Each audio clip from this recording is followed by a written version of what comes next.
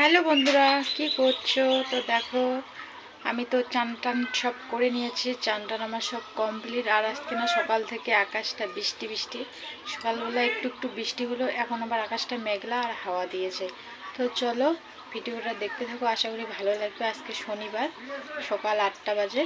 তো এখন আমি ফুল তুলবো, চলো ফুল তুলে তারপরে এসছি। তো বন্ধুরা, বাইরের ফুল তোলা কমপ্লিট। এখন চলো বাড়িতে যেয়ে বাড়ির ফুলগুলো তুলে নেব। বাড়ি চলে আসলাম আর এসে এদিকে দেখি মা যে শিউলি ফুলের পাতা রস করে আমার মেয়ে দুটোকে খাইয়ে দিল। তারপরে এদিকে শুরু হয়ে গেল ধামাকাদার বৃষ্টি। দেখো, আমি গরু ছাগলগুলোকে বাড়িতে নিয়ে এসে ঘরের মধ্যে রেখে দিয়েছি আর ছাগলগুলোকে বারান্দার মধ্যে রেখে দিয়েছি। তো মা এদিকে করেছে চা। তো দেখো, চা আর মুড়ি মেখে নিয়েছে। সকালবেলা আমাদের এটাই খাওয়া হবে, চা আর মুড়ি। আর আমি কিন্তু ঠাকুর পুজো দেই নেই, মা দিয়েছে, আমি শুধু ফুলগুলো তুলে দিলাম।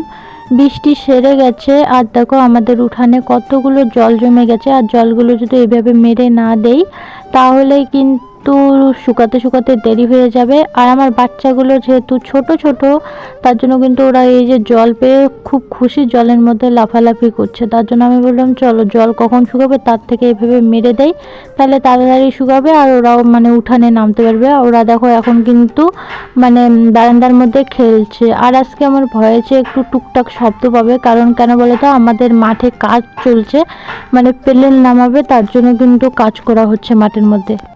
তো বন্ধুরা, এই চাদরটা কাচতে যেয়ে আজকে আমার 12টা বেজে গেছে।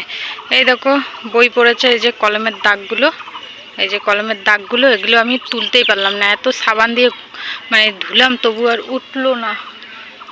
আর বাকি জামা কাপড়গুলো এই যে মেলে দিলাম। আকাশটা কি শুরু করে দিয়েছে, এই বৃষ্টি এই রোদ। একটা গান আছে না, এই রোদ এই বৃষ্টি, ওই রকম দশা হয়ে গেছে আজকে ওয়েদার। তো চলো বাড়ি যাই, বৃষ্টি হোক বাদল হোক কাপড় জামা এখানেই থাকবে। এদিকে কিন্তু আমি রেডি হয়ে নিয়েছি আর মেয়েকেও রেডি করে দিয়েছি। ওকে আর চান করালাম না, যেহেতু বৃষ্টি পড়ছে আর ঠান্ডা ঠান্ডা ওয়েদার, তার জন্য হাত মুখ ভালো করে ধুয়ে ওকে কিন্তু আমি এদিকে রেডি করে দিয়েছি।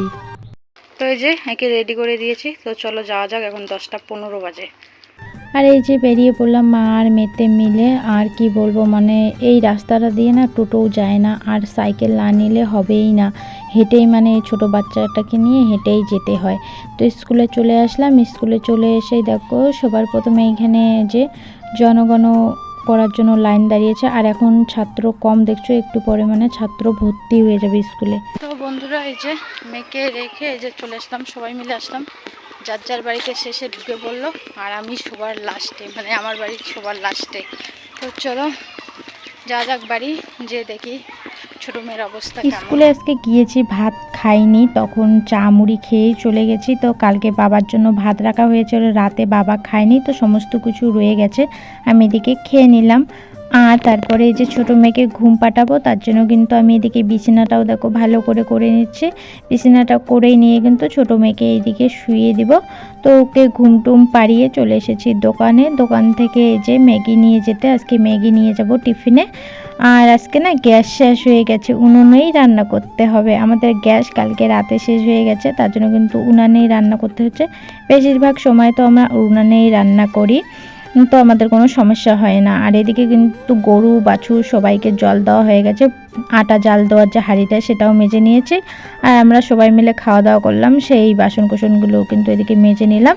আর এই ফাঁকে আমার এদিকে জলও গরম হয়ে গেছে, এখন কিন্তু আমি চাল ধুয়ে দিচ্ছি। তো চালটা ধুয়ে দিয়ে আমি স্কুলের উদ্দেশ্যে রওনা দেব। আমি কিন্তু আর রান্না করিনি, কারণ আমার সময় নেই, রান্না কিভাবে করব। তো ঠাম্মা খাবে এদিকে চিড়া মুড়ি, তো লবণ তেল লঙ্কা দিয়ে দিলাম। ঠাম্মা এগুলো গরম জল দিয়ে ভিজিয়ে খাবে।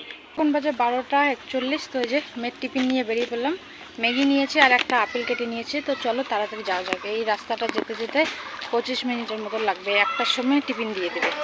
আজকে যেহেতু শনিবার, ওদের কিন্তু পিটি করায়। তো পিটি করার জন্য টিফিনের পরে আর কোনো রকম ক্লাস হয় না, এই যে পিটি করায়, নানা রকমের ব্যায়াম শেখায় ওদের। তো কি আরও আমার মেয়েও দেখো সবার দেখে দেখে একটু একটু করে করতে পারে। তো এইভাবে আস্তে আস্তে আমার মেয়েটাও দেখো সবার মতন করছে আর বড় হয়ে যাবে দেখতে দেখতে। এই তো সেদিন মানে হলো আর এত তাড়াতাড়ি বড় হয়ে গেল, এটাই মনে হয়। তো বন্ধুরা, বাড়ি চলে এসেছি। এসে আগে বড় মেয়েকে ঘুম পাঠিয়েছি। ঘুম টুম পাঠিয়ে আমি খেলাম, খেয়ে উঠান বাড়িঘর ঝাঁট দিলাম, দিয়ে এই যে এখন জামা প্যান্টগুলো নিতে এসেছি।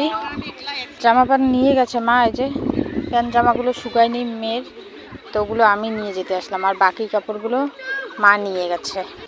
তো গাইস, তো আমাদের মাঠে দেখো হেলিকপ্টার নামবে, শুনলাম নাকি দেব আসবে, আমাদের যে নায়ক দেব, মানে বাংলা মুভির, উনি আসবেন নাকি, তার জন্য ওইখানে দেখো প্লেন নামানো হবে, তার জন্য দেখো তোড়জোড় চলছে, প্যান্ডেল করা হচ্ছে।